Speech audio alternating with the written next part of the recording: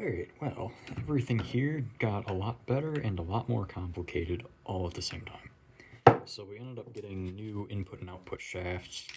These are the old ones. Very not good. This one's not straight. That's why I'd get new ones. It runs far better now. You can kind of hear it. This is dry, by the way. There's no oil in here. These tabs are still kind of separated. U-joint got fixed, sort of. So this used to be the old sprocket that would run on the output that is now welded to a coupler that is welded onto a piece of bar stock that is run through a U-joint. As you can kind of hear from that transition, it's not straight whatsoever. And that's kind of the problem that I'm running into, is none of this is straight. However, this portion here is 1 3/8, so I might be able to grab onto the entire U-joint here. I'll have to disconnect this side. But if I grab onto the U-joint here on a lathe, face off this side of the sprocket, so then this is parallel to the U-joint itself. Then from there, it should be straighter. It'll still be slightly non-concentric, but at this point, what's 50 thousandths, you know? But the transmission's currently stuck in top gear. I mean, it's not horribly off. You can kind of hear the biggest part of it is the fact that this thing kind of just flops around a little bit. And by a little bit, I mean quite a lot.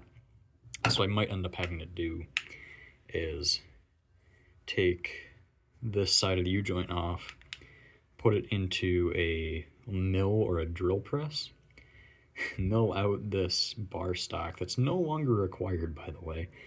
That bar stock is kind of just stuck there. And once I do that, this side of the transmission is threaded with I think it's an M16 by 1 nut. And if I can design kind of a specialty bolt that has a female end to it to thread onto that, then I can pass the bolt through this side of the U-joint, stick the U-joint on, and then kind of thread it in from this side. And after we face this off, then it should hopefully hold it at least perpendicular to the shaft. It still won't be concentric, but hey, I mean, what are you gonna do?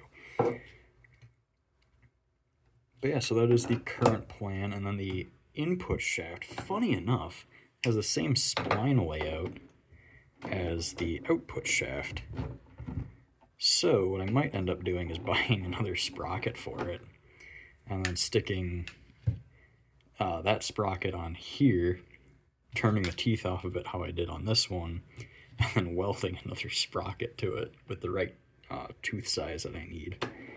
Because I'm going to run a 13:20 ratio from the engine to the transmission, which will step it down into a ratio that's a lot better, so that top gear ends up around 70 miles an hour, and it still won't do that with the engine, but it'll do the top speed in 4th gear, which is like 62. At least for what I've calculated. I still could be slightly off the numbers, but that's what that chain ratio is for, is you kind of change stuff around a little bit if you need. Yeah, so that's where I'm at. I gotta mess with this a little more. It's far more promising than it was before. And transmission runs nice and smooth. It shifts pretty darn well. Sort of. Sometimes. So right now it's in 2nd, and that's neutral. Going from neutral to 2nd is kind of hard, but it'll it'll be fine, probably.